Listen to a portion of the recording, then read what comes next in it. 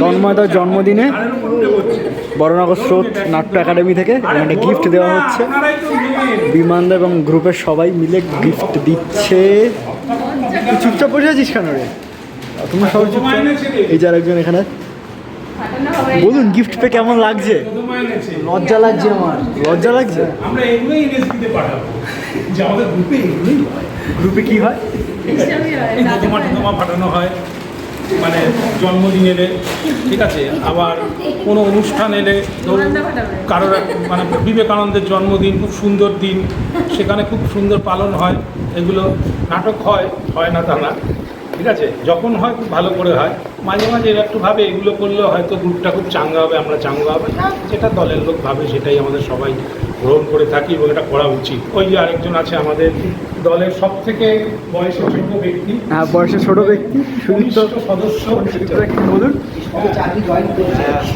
আজকে মানে একটু আর কি টিচার্স ডেতে, এই যে আমাদের টিচার ডে, এটা হচ্ছে আমাদের বর্তমান যিনি নির্দেশক তন্ময় ঘোষ, তার জন্মদিন উপলক্ষে, উনি জন্মদিনের দিন অ্যাবসেন্ট ছিলেন, উনি যে জন্মেছেন এটাই ভুলে গেছেন। আজকে আমরা আমাদের তরফ থেকে দিচ্ছি ওনাকে, আমরা মানে অনেক শুভেচ্ছা জানাচ্ছি, যাতে আগামী দিন আমরা ওনাকে অনেক বেশি বেশি করে পাই এবং অনেক বেশি বেশি করে জানতে পারি।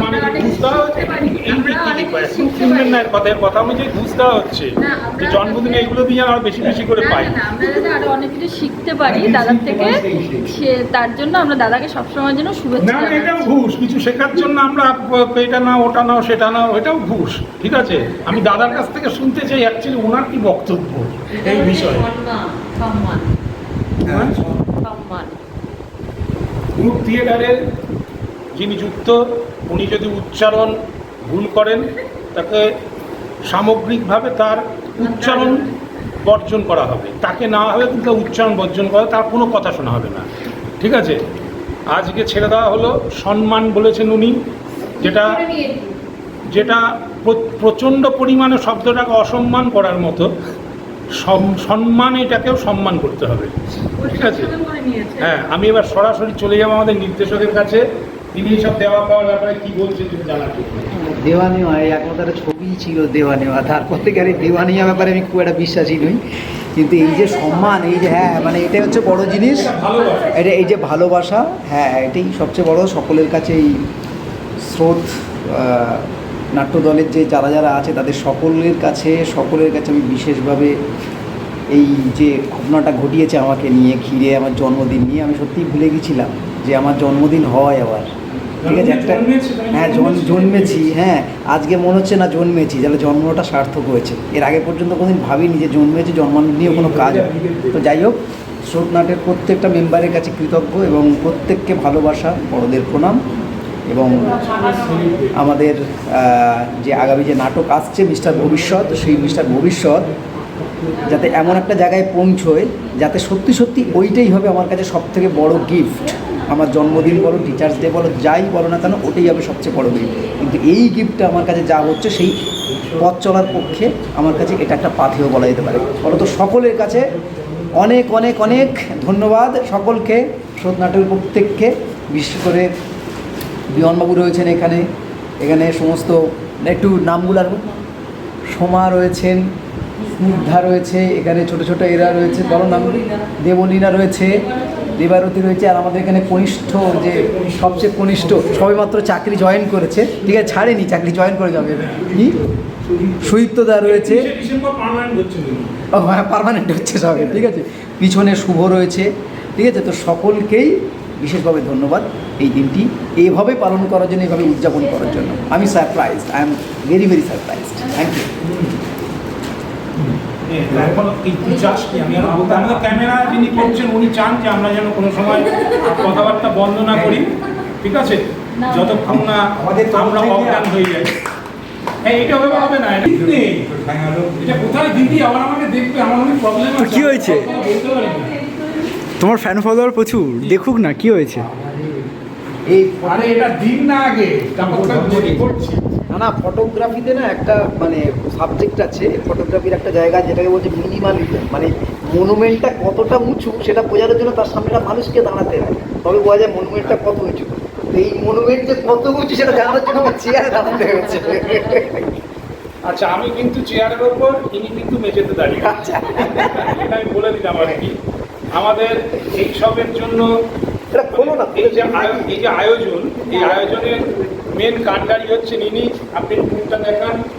আমাদের মহিলা ব্রিগেড, দেবারতী, দেবলিকা, ঠিক আছে, স্নিগ্ধা, আমাদের কনিষ্ঠ সদস্য স্নিগ্ধদা, ঠিক আছে, আমি, আর এই যে তন্ময়, এই যে আমরা সবাই মিলে, আর শুভ, আর তুই হচ্ছে এটা দেখা।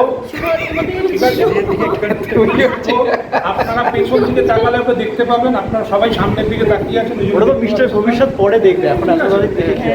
আর আমরাই সবাই মিলে একটা নাটক মঞ্চস্থ করতে চলেছি, যে গল্পটা সৌরভ মিত্রর লেখা এবং সম্পাদনা আমি করেছি, নির্দেশনা তন্ময় করছে, আর সবাই মিলে এটাকে গঠন করছে, ঠিক আছে। তার নাম মিস্টার ভবিষ্যৎ, যাকে আমরা খুঁজে পাচ্ছি না। কোথায় খুঁজে পাচ্ছিলেন? আমরা খুঁজতে খুঁজতে মঞ্চ অব্দি গিয়ে পৌঁছবো, তা আমি ছাড়বো না।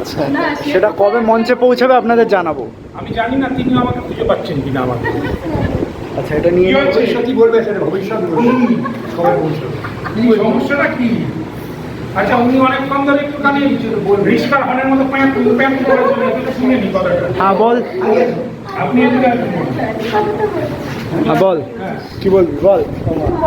উনি উনি মুখ দেখাতে চাইছেন না, উনি হচ্ছেন আজকালকার কনিষ্ঠ, উনি মুখ লোকাতে চাইছেন। এটা মুখের খোঁজ কি আপনি জানেন না? হ্যাঁ, এটা কি তলটা ধরো। ওটা তো ওই খুব বেরোবে।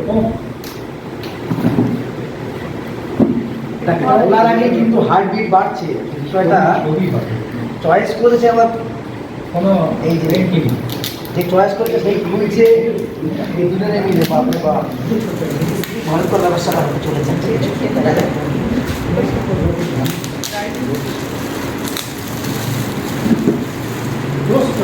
সবাই মিলে খুলছে। Wow!